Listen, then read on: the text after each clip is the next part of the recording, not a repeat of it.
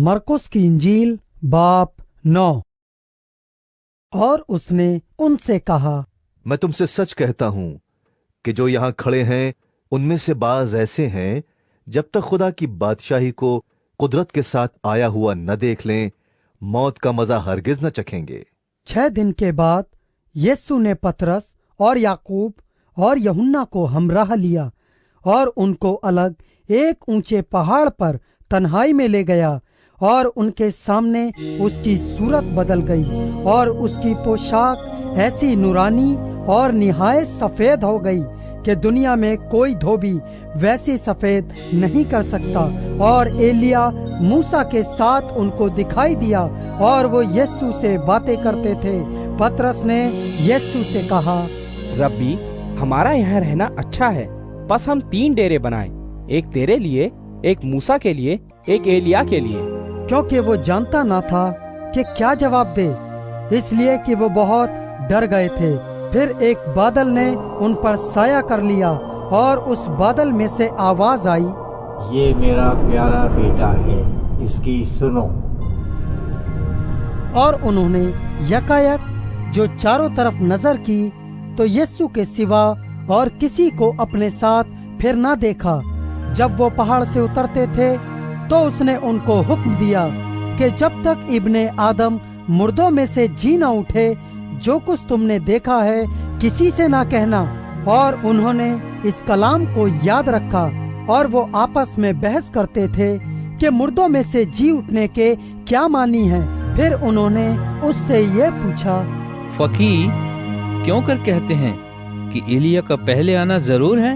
उसने उनसे कहा, एलिया अलबत्ता पहले आकर सब कुछ बहाल करेगा, मगर क्या वजह है कि इब्ने आदम के हक में लिखा है कि वो बहुत से दुख उठाएगा और हकीर किया जाएगा।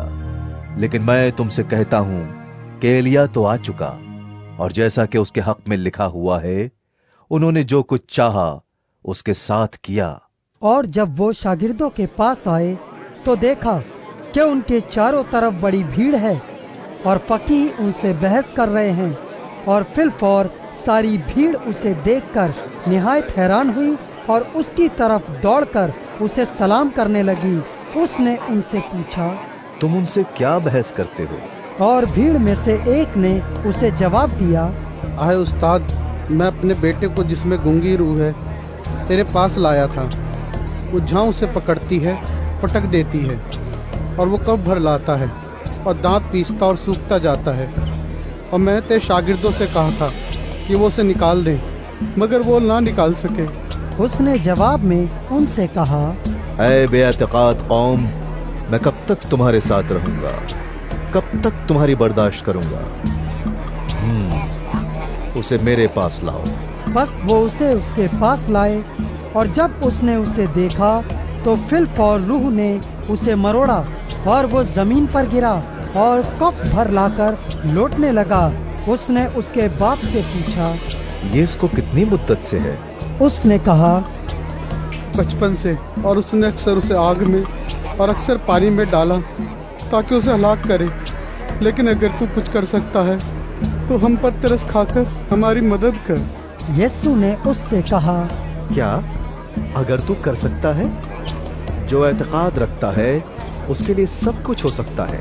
उस लड़के के बाप ने फिलफौर चिल्लाकर कहा, मैं एतकाद रखता हूँ, तो मेरी बेतकादी का इलाज कर। जब यीशु ने देखा कि लोग दौड़ दौड़ कर जमा हो रहे हैं तो उस नापाक रूह को झिड़क कर उससे कहा, ऐ गूंगी बहरी रूह, मैं तुझे हुक्म करता हूँ, इसमें से निकल आ और इसमें फिर कभी दाखिल न हो। वो चिल्लाकर और उसे बहुत मरोड़कर निकल आई और वो मुर्दा सा हो गया, ऐसा कि अक्सरों ने कहा, वो मर गया।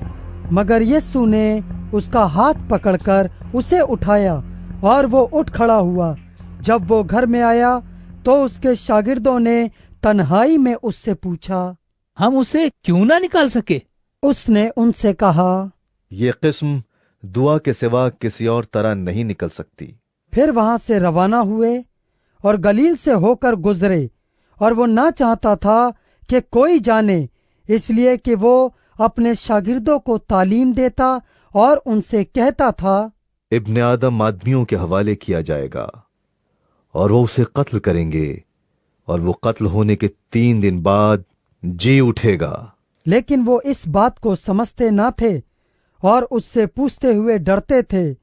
फिर वो कफरनहूम में आए और जब वो घर में था तो उसने उनसे पूछा, तुम राह में क्या बहस करते थे? वो चुप रहे, क्योंकि उन्होंने राह में एक दूसरे से ये बहस की थी कि बड़ा कौन है। फिर उसने बैठकर उन 12 को बुलाया और उनसे कहा, अगर कोई अव्वल होना चाहे तो सब में पिछला और सबका खादिम बने। और एक बच्चे को लेकर उनके बीच में खड़ा किया। फिर उसे गोद में लेकर उनसे कहा, जो कोई मेरे नाम पर ऐसे बच्चों में से एक को कबूल करता है वो मुझे कबूल करता है, और जो कोई मुझे कबूल करता है वो मुझे नहीं बल्कि उसे जिसने मुझे भेजा है कबूल करता है। यूहन्ना ने उससे कहा, आए उस्ताद, हमने एक शख्स को तेरे नाम से बदरूहों को निकालते देखा और हम उसे मना करने लगे क्योंकि वो हमारी पैरवी नहीं करता था। लेकिन यीशु ने कहा, उसे मना न करना, क्योंकि ऐसा कोई नहीं जो मेरे नाम से मौजिजा दिखाए और मुझे जल्द बुरा कह सके, क्योंकि जो हमारे खिलाफ नहीं वो हमारी तरफ है।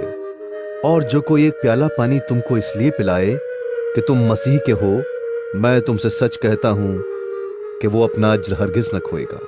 और जो कोई इन छोटों में से जो मुझ पर ईमान लाए हैं किसी को ठोकर खिलाए, उसके लिए ये बेहतर है कि एक बड़ी चक्की का पाट उसके गले में लटकाया जाए और वो समंदर में फेंक दिया जाए। और अगर तेरा हाथ तुझे ठोकर खिलाए तो उसे काट डाल। टुंडा होकर जिंदगी में दाखिल होना तेरे लिए इससे बेहतर है कि 2 हाथ होते जहन्नम के बीच उस आग में जाए जो कभी बुझने की नहीं, जहां उनका कीड़ा नहीं मरता और आग नहीं बुझती। और अगर तेरा पांव तुझे ठोकर खिलाए तो उसे काट डाल। लंगड़ा होकर जिंदगी में दाखिल होना तेरे लिए इससे बेहतर है कि 2 पांव होते जहन्नम में डाला जाए, जहां उनका कीड़ा नहीं मरता और आग नहीं बुझती। और अगर तेरी आंख तुझे ठोकर खिलाए तो उसे निकाल डाल। काना होकर खुदा की बादशाही में दाखिल होना तेरे लिए इससे बेहतर है कि 2 आंखें होते जहन्नम में डाला जाए, जहां उनका कीड़ा नहीं मरता और आग नहीं बुझती। क्योंकि हर शख्स आग से नमकीन किया जाएगा और हर एक कुर्बानी नमक से नमकीन की जाएगी। नमक अच्छा है, लेकिन अगर नमक की नमकीनी जाती रहे तो उसको किस चीज से मजेदार करोगे? अपने में नमक रखो और एक दूसरे के साथ मेल मिलाप से रहो।